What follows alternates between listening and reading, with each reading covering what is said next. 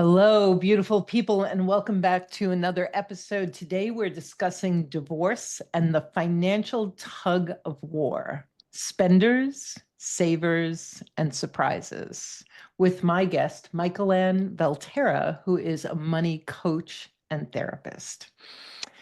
An unexpected aspect of divorce is what it reveals about hidden money patterns that have been driving your relationship all along.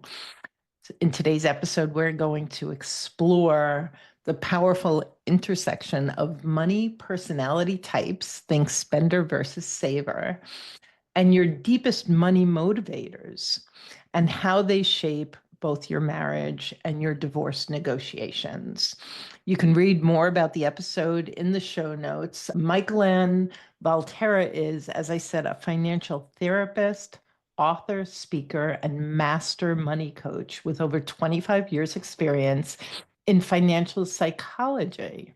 She helps women around the world rise above the money fog. We're going to learn more about that and reconnect with their personal power through practical and emotional money work. I know I need this episode. I hope it brings value to you as well. Welcome, Mikelann. Karen, I'm so happy to be here. I so enjoy your podcast. This is going to be juicy. Yes, it is. And something I think every single person needs, regardless of what their financial status is. This is something where we don't know what's driving us. And yet there's always things driving us around money. Before we dive into that, I would love if you would share something personal with our listeners. And my question for you is, what are you most proud of in your life right now? Oh, that's such a great question. What am I most proud of? You know what I would say right now, Karen? I am a crazy Argentine tango dancer. I work by day and I dance by night. And I just decided to enter the national tango.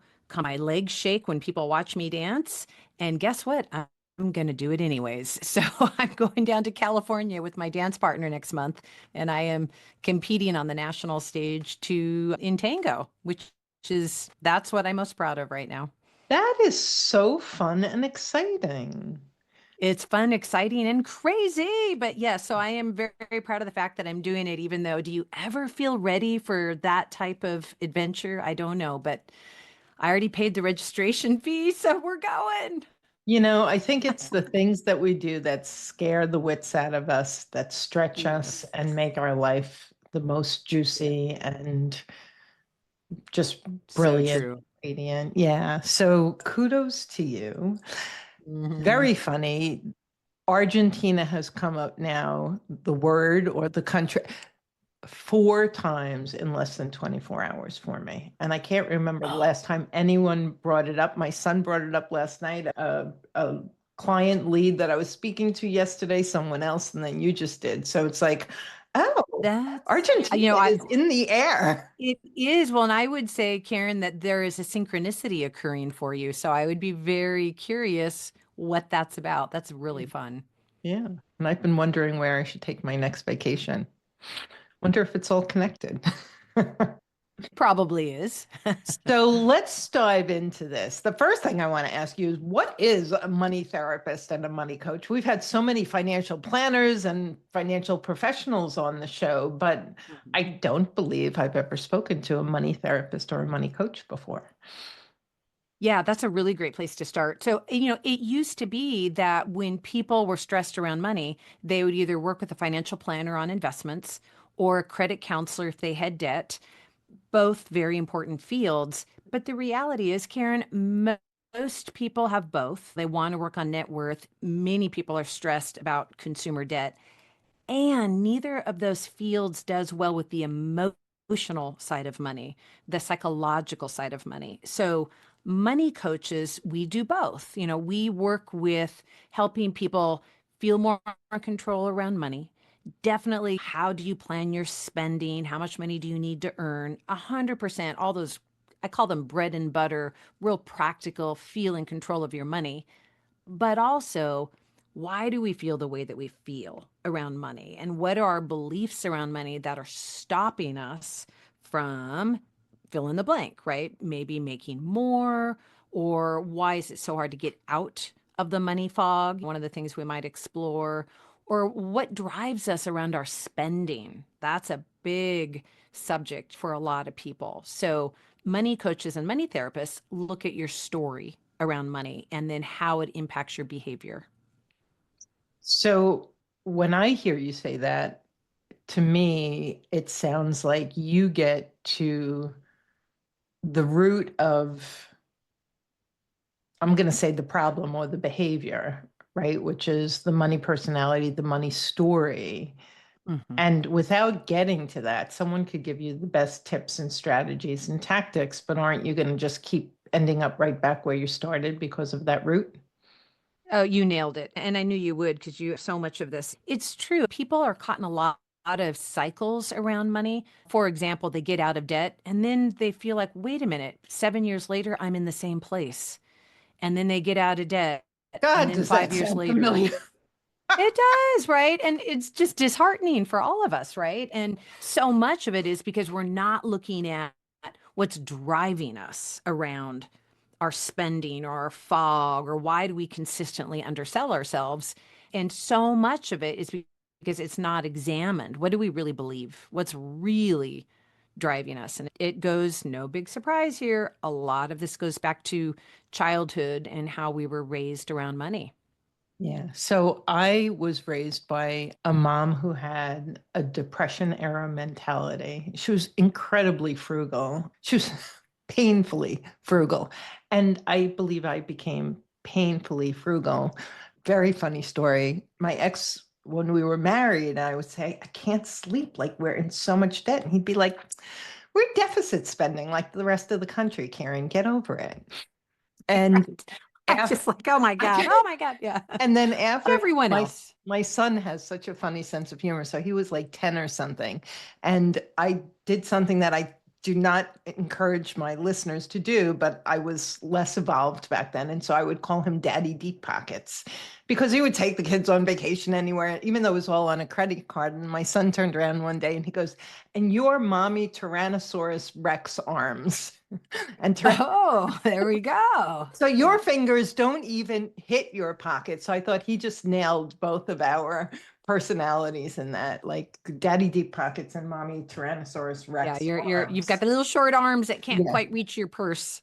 Yeah. So Yeah. Oh my gosh. Don't you that's love kids? spenders Kids, how and they see. savers. Nailed it. Right. He totally nailed it. And you know, what's interesting at the risk of sounding a little simple, but what happens for a lot of us is as we are raised in childhood, you're saying you had this mom that was very frugal.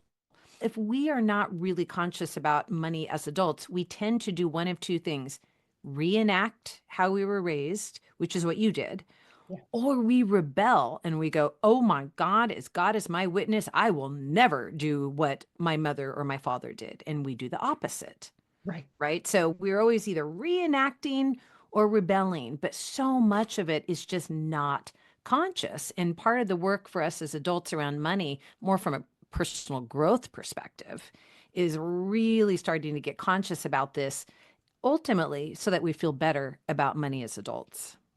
So before we get into the divorce and the negotiation and how it impacts your relationship, how does one become I'm in my 60s and I've been working on my money mentality for the vast majority of my adult life. So, what are some of the questions that you would have for the listener to begin to be curious and explore their own money story? And then maybe we can talk about personalities.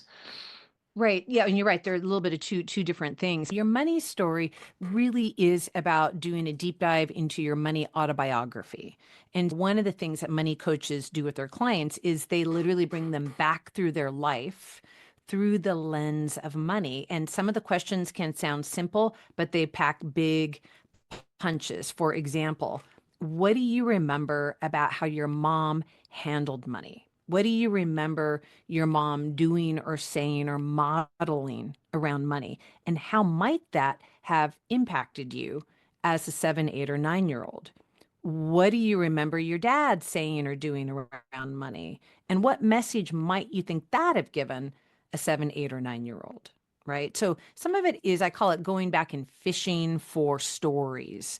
Part of the role of a money coach and a financial therapist, I call it the so what, is people will bring stories to me. But the question is, what is the belief or the attitude or assumption that we take from what we witnessed? And sometimes just as an example, the story might that we tell ourselves might be careful, money can be taken away at any time, right? Or a common story is, I don't deserve to have money. Or make sure you don't cost mom and dad money. And again, these are patterns that we replicate as adults when we really start looking at the message that we took from what we saw. Yeah.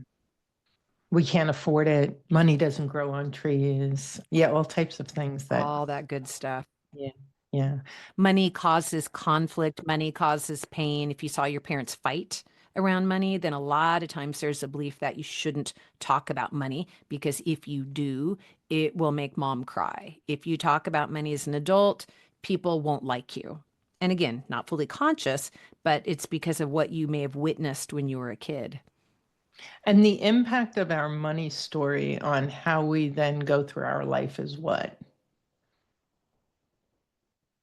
It causes us as adults to do things like, for example, make sure that I never ever quite spend enough on myself. If I have a story that says I don't deserve to have money, I don't deserve for people to spend money on me, perhaps because of something you experienced as a child, then as an adult, you may not spend enough money on self-care.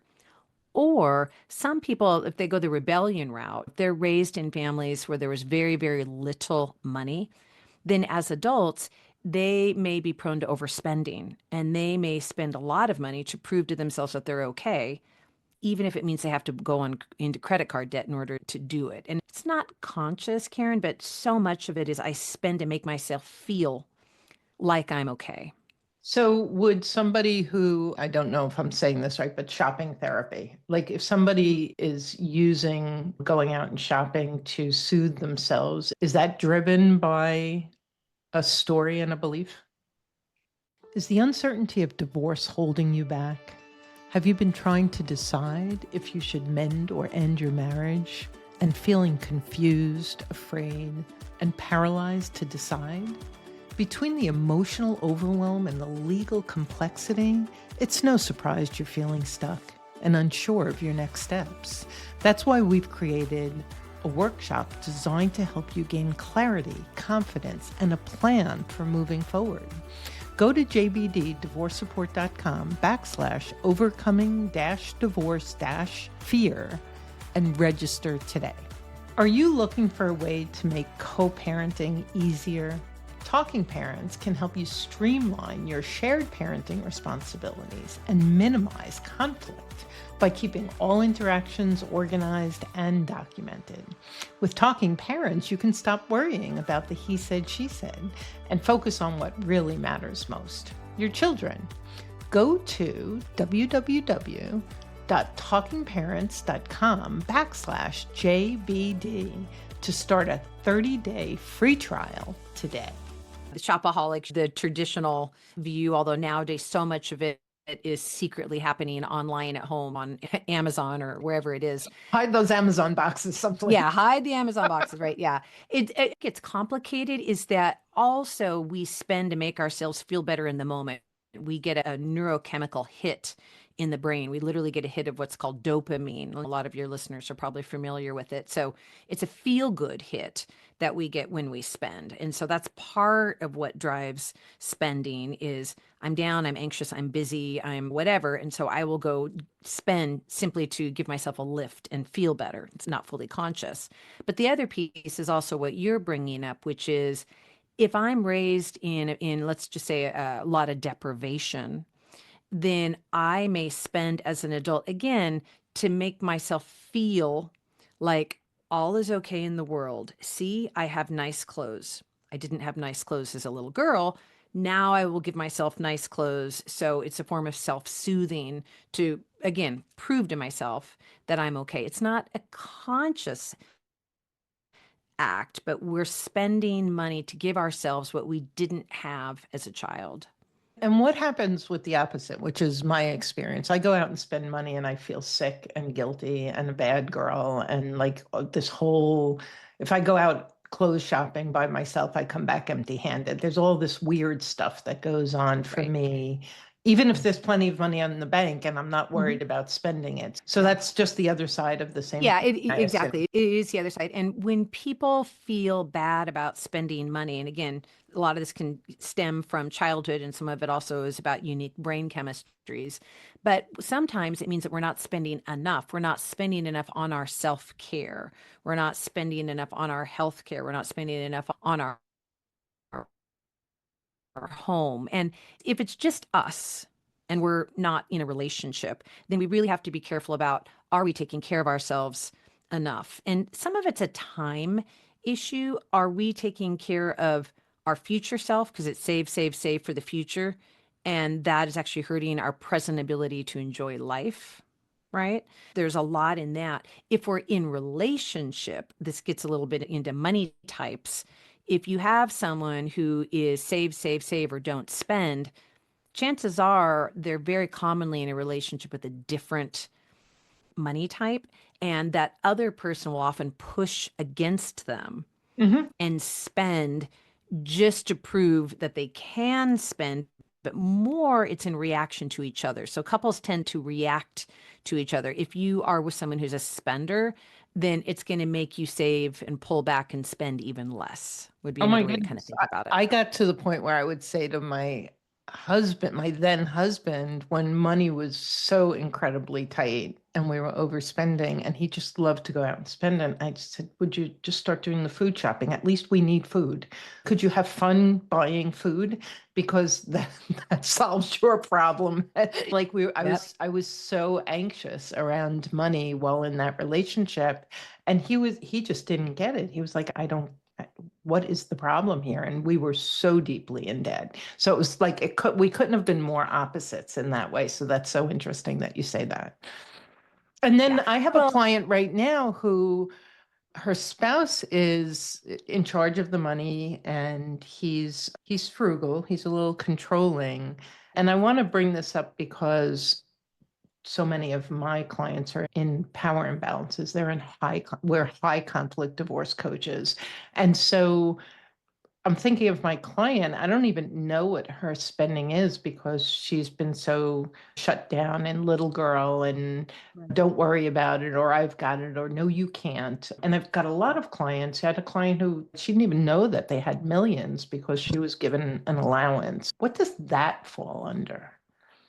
yeah, there's a lot that you just brought up. So I would back up, and one thing I would say is that it's a very common attraction pattern that initially doesn't have anything to do with money. So if you have someone who is, the traditional words a lot of times are the spender and the saver. What I would call those is the spender is really a person driven by the desire for freedom. I want to be free. I call that the liberty personality type.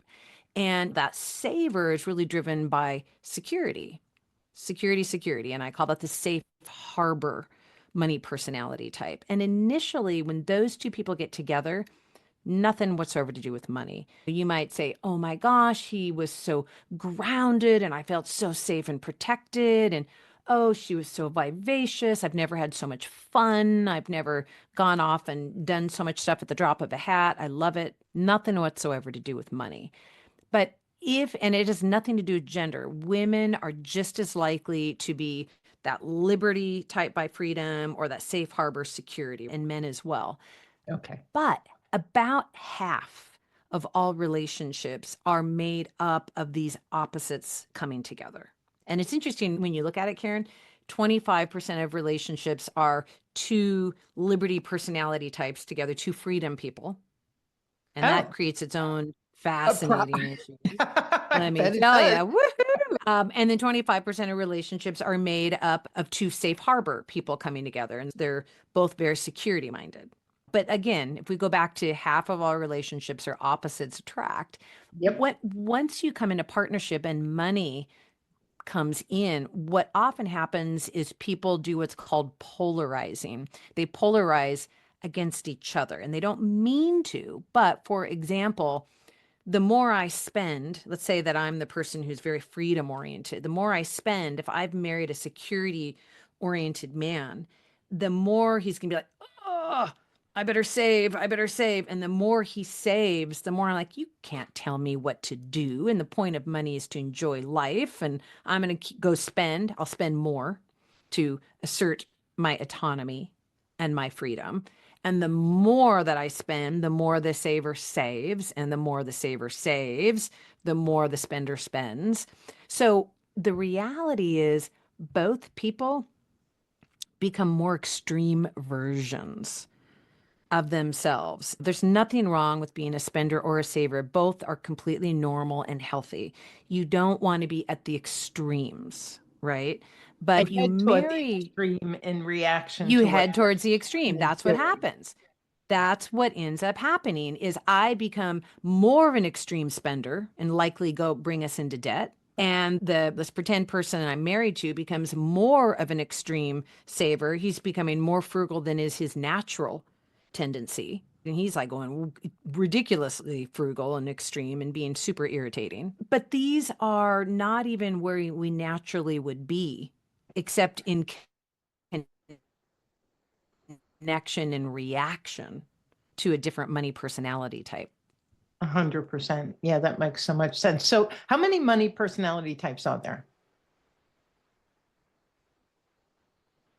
I would say there's four big ones. So there's the Liberty, these would be my words, you'll be familiar with them all. The Liberty personality type is motivated by freedom. The Safe Harbor personality type is motivated by security.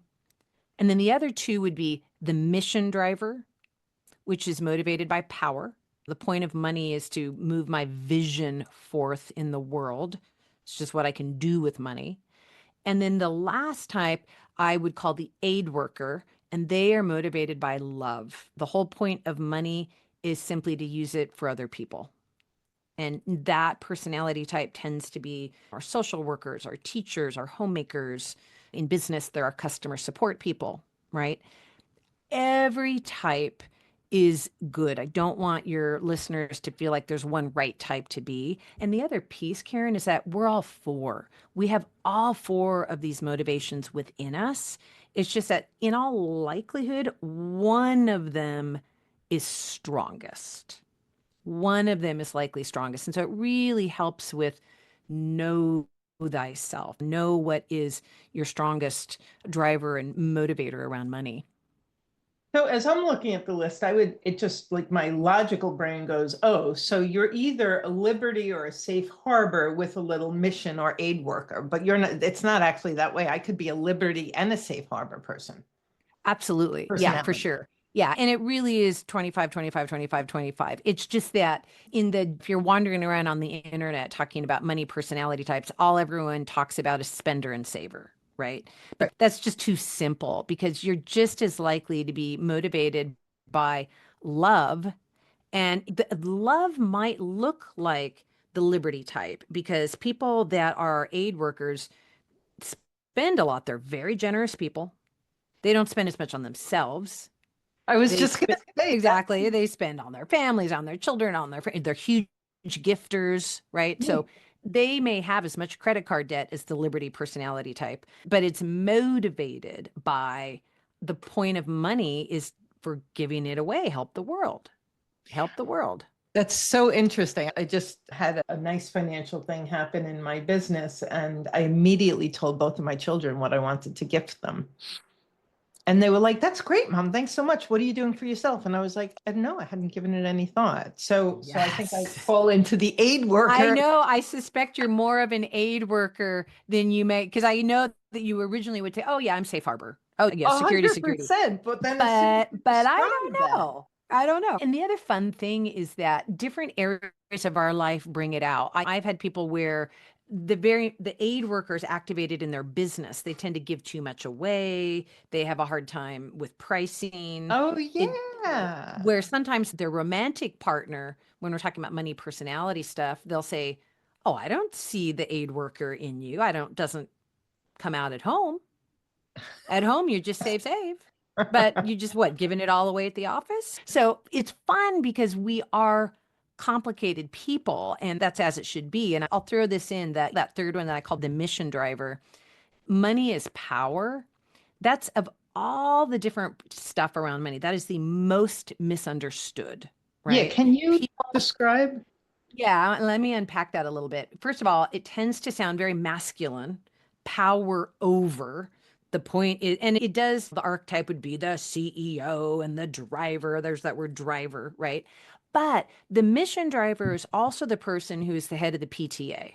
If Mother Teresa took my little simple money personality quiz that I've got on my website that kind of looks at what you and I are talking about here, she would score off the chart as a mission driver because it's all about the point of money is to move your vision forward.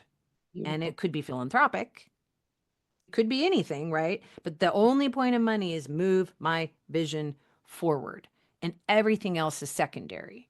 There's a lot in it because we are complicated people. A lot of times when I'm working with business owners, for example, and we're looking at these sort of quadrants, if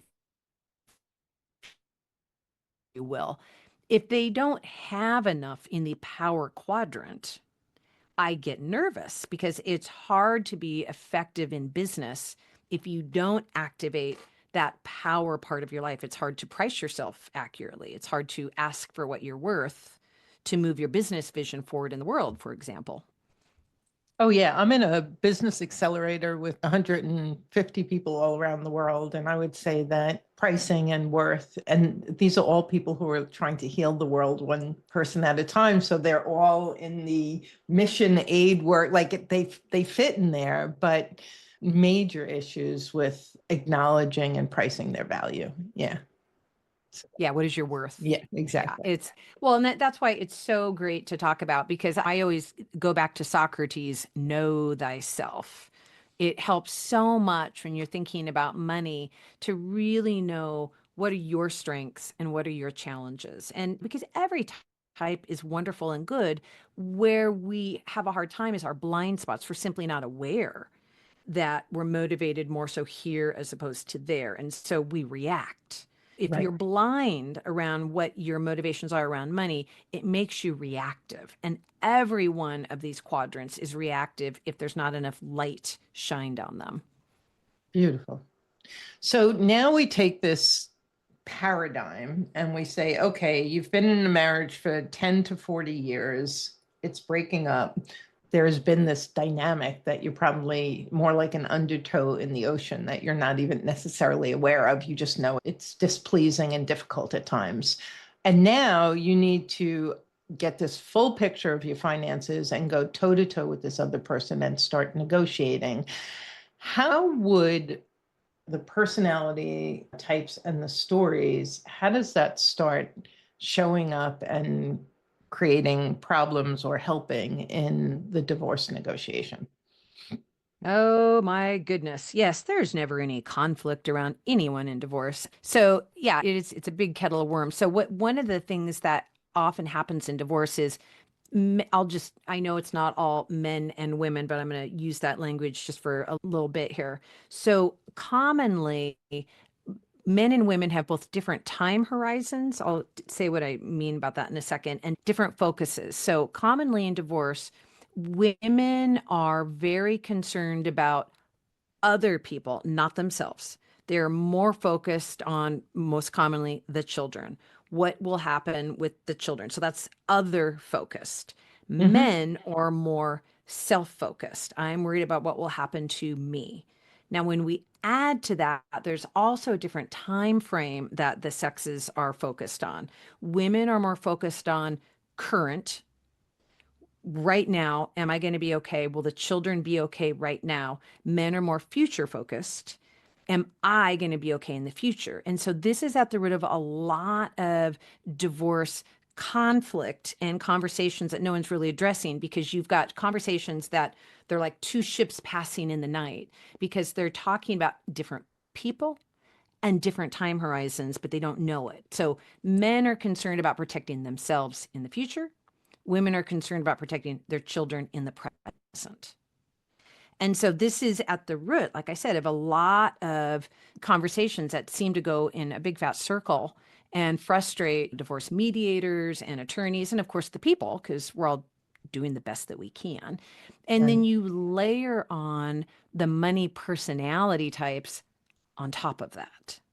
And then great hilarity ensues. So That it's explains the hot mess of does financial that explain the hot mess that I believe you have some experience with? Yeah, it's so true, right? So you can see if you've got, it's almost a stereotype to say you've got the mission driver man and the aid worker woman divorcing. She's been the at home caregiver, he's been the big power driver making lots of money. But that's one setup. There's Uh-huh. every other setup. There's plenty of CEO, mission driver women that are big earners and they are divorcing men that are safe harbor. It's all about security, right?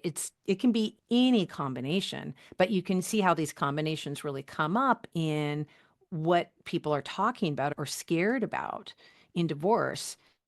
If Well, I want to just add another element to that because I've got 6 or 8 clients like popping through my head as you're speaking, because then you go to the negotiation table, and if you are the lesser powered person, if there's a power imbalance, and this is 100% not that the moneyed spouse is the power one. I have too many spouses that are the moneyed spouse, but not the person with more power. And so in my world, because most of my clients come with some conflict avoidant, people pleasing, codependent. So you've got that element. And then they're believing because of years and experience that the higher powered money person is right. Like the higher powered person is just like, I have to abide by him or her, and I believe their narrative. And so you've got, it just sounds like it's so many different tentacles.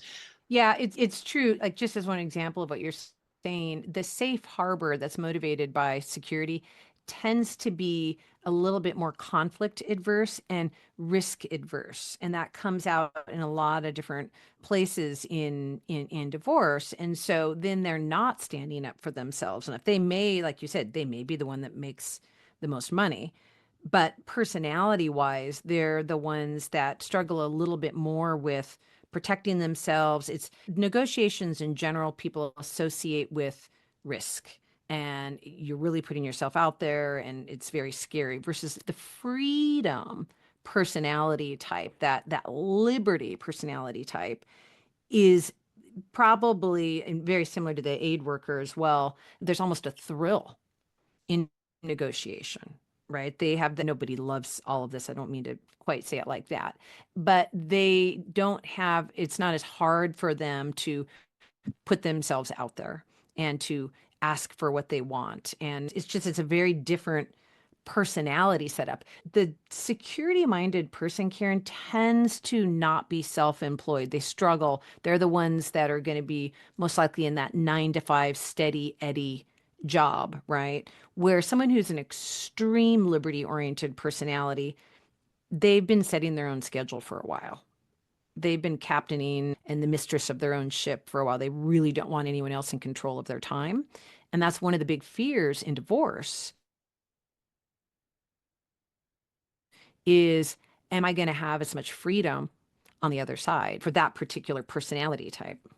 Yeah. Yeah. So the financial personality type, so the liberty person in my audience, there is a spouse that actually truly is thrilled and enjoys conflict. And that's the high conflict personality. It's like it's fuel, it's oxygen for them. And so Exciting. It's a it, game. it makes so much sense that would more often, not always, but more often be that liberty person, whereas Right. the other person would be the safe harbor. So that's really interesting. And that begins to make so much sense. It does.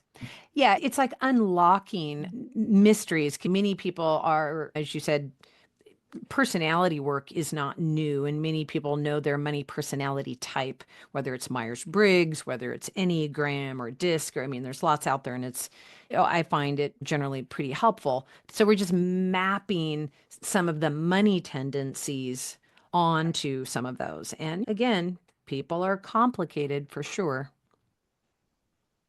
So, what now that we have a little bit more of an understanding of what's going on, how can the listener use all of that understanding when stepping into either conversations at the kitchen table or at the negotiation table around money? Like, how do we take this and somehow use it to bring value or consciousness or whatever to these conversations? If people are still in relationship, then I find that it's really helpful to have each person look at and understand and figure out, if you will, what is their money personality type. That's just a big thing to go, oh, okay, I'm more safe harbor and you're more liberty.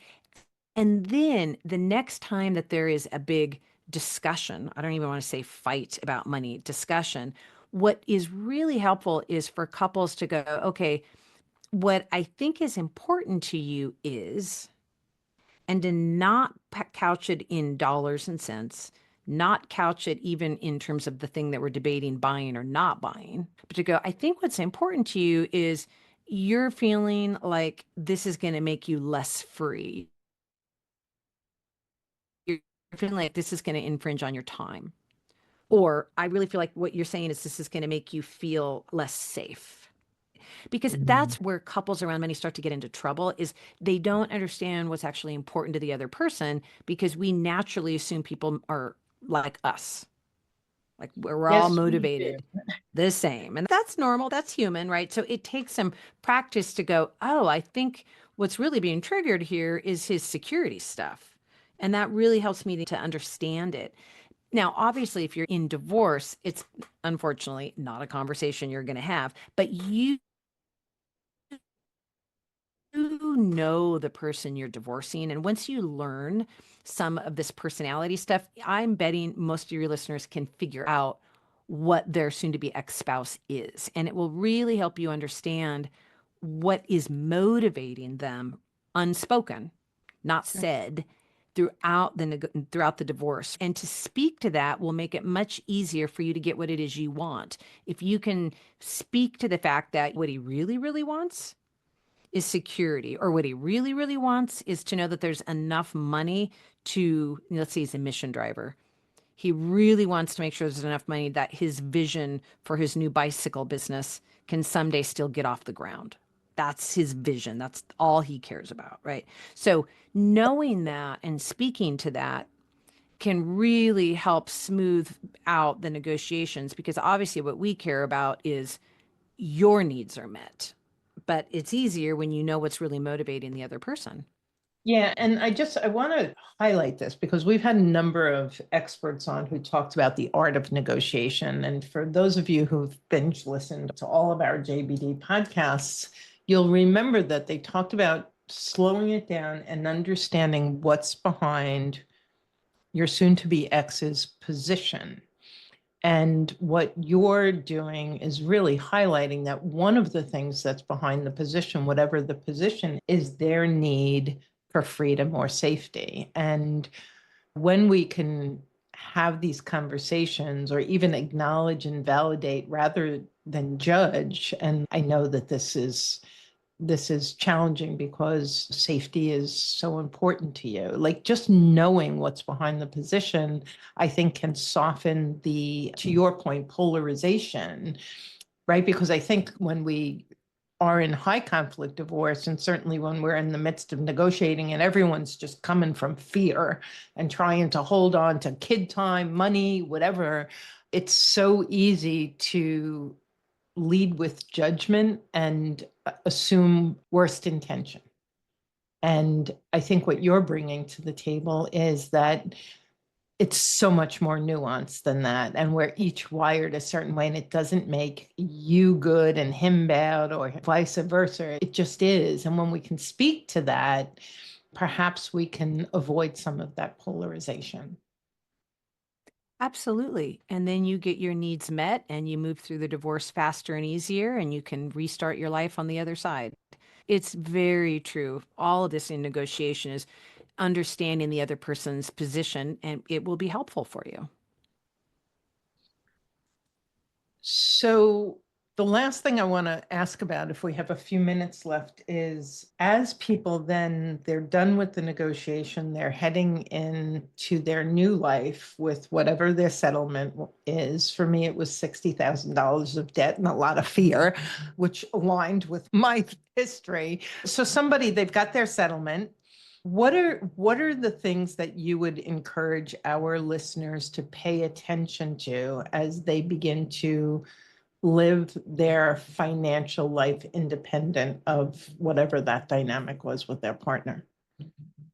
Yeah, this is my favorite. One of the things I specialize in is working with people post-divorce, and it is creating your new life. And a couple of thoughts I think would be helpful. I'm a huge advocate of financial simplicity, elegant financial simplicity. And what I mean by that is this is the time to clean out the accounts and have fewer accounts. I'm not talking about less money, but what if you didn't have 5 credit cards, 3 checking accounts, and 8 savings accounts, right?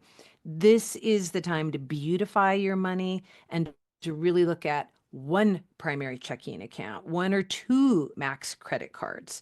Because the more accounts people have, the more money fog they're in, and the more financial stress and anxiety it's correlated to. So sometimes accounts are left over from obviously being in relationship. Banks nowadays are just horrible. They literally, I will give you a set of steak knives if you open up an account at my bank. So there's this account proliferation. It's a little out of control. So post-divorce is a great time to clean your finances, spring cleaning, and go, okay, what is a simpler account setup? Because the fewer accounts you have, Karen, that's correlated to financial peace. And it's also correlated to faster increasing of your net worth, right? Net Oh, worth does take a hit when we go through divorce, very common. And we're working on rebuilding it post-divorce. If you want to rebuild faster, simplify and beautify your accounts. And what I would then say is this is the time to work with a real personalized spending plan process. What is the plan? How do you want to spend your money? And I love working with a personal spending plan because it's about creating your new life, creating your new vision. Usually on the other side of divorce, everything's changed, right? The expenses are different, the income is different, and it just yep. feels so topsy-turvy. And so a lot of people are in a fog and just very fuzzy, right? So it's the time to say, okay, I'm going to get clear. I'm going to get clear. Let's put together a monthly spending plan so that I can look at where do I want my money to go and how much money do I now need? Because the answer is probably different than when you were married. So let's get clarity on that. Beautiful. What is a money fog? When you are fuzzy around money, when you're vague around money, when you don't know how much you spend, when you don't know how much you need to earn. And when you don't know what is possible around money, those are signposts that you're in a money fog. And the simplest definition is when you don't know the first two, how much do you spend and how much do you need to earn? That is likely because you're in a money fog. But what I would add to the money fog idea, Karen, is it's really the feelings we feel as a result of being vague around money. So it's when we feel fearful, overwhelmed, or guilty around money. Usually, and that's what FOG, fog stands for fear, overwhelm, or guilt, right? Usually, when we feel those things around money, it is an indication that we're likely feeling those things because we're vague about our money. And for years now, I've heard so many money people talk about how most of us know what we earn, and most of us know what our big bills are.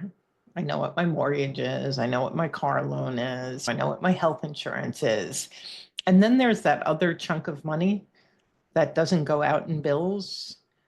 And most people don't know where it goes. It's almost like the money runs us rather than us running the money. Can you just comment on that? Yeah, And there's a concept in budgeting called fixed flex, and that's what you're referencing. We know our fixed expenses, like you just named them. Our mortgage doesn't change, car payment doesn't change, but the flex spending, another word would be variable expenses. That's what people struggle with, right? And there's monthly variable. I don't do my hair every single month, right? I don't do big fat dinners at whatever big restaurant is in your town. So we have variable expenses every month, but we also have periodic expenses that are yearly: vacations, car repair, kids' summer camp, right? All of that is variable. There's a lot of our spending that's variable. And one of the biggest mistakes people make in money is they put too much focus on the fixed, but there's so much that is variable that they actually underestimate how much money they really need to earn, or they underestimate what they really do spend, and it hurts their ability to make spending decisions. Should I go to Hawaii for 3 months or 3 weeks or 3 days? You can't answer that question without knowing many of these things that we're talking about, without having a lot more financial clarity. Beautiful. This has been a great conversation. A lot. We hit a lot, didn't we? We did. And I know you have a gift for our listeners. A gift. Yeah. So what I love is I love to write, and I have the Awakened Money newsletter that once a month I put out something on awakened money, which hits a lot of the topics that we just hit. But if people want that good old free ebook to help them type their money personality type, which is perfect because it's actually what we talked about, then it's basically got the quiz and a deep dive into the 4 money personality types. And you can get it on the website at Seattle Money Coach, or you can go directly to MikelanNValterra.com. It's all the same place. And it's all in the show notes, folks. And All in definitely the take that quiz. I'm going to take the quiz. Definitely want to know, especially if you're in the just started or heading into negotiations. This is going to be really helpful for you to understand yourself and your soon-to-be ex. I love what you do. You did such a beautiful job of describing for us this dynamic that's going on that confuses us, both our own and theirs. And so thank you. Thank you so much for joining us today. I'm so happy to be here. I enjoy your podcast, and I hope your listeners get some good, juicy value out of this Yeah, absolutely. And so today. check out Mikelann, check out the website, grab the free gift and learn a little bit more about your money personality. And we will be back again real soon. Thank you so much for tuning in. Thanks for joining us on the Journey Beyond Divorce podcast. I hope you found guidance and encouragement to help you along your journey. If you like my podcast, please take a minute to subscribe and leave a review on iTunes. You can also visit us at jbddivorcesupport.com, where our team of coaches support both men and women through our one-on-one coaching, group programs, online courses, and free resources. Stay tuned for our next episode, and I'll talk to you soon.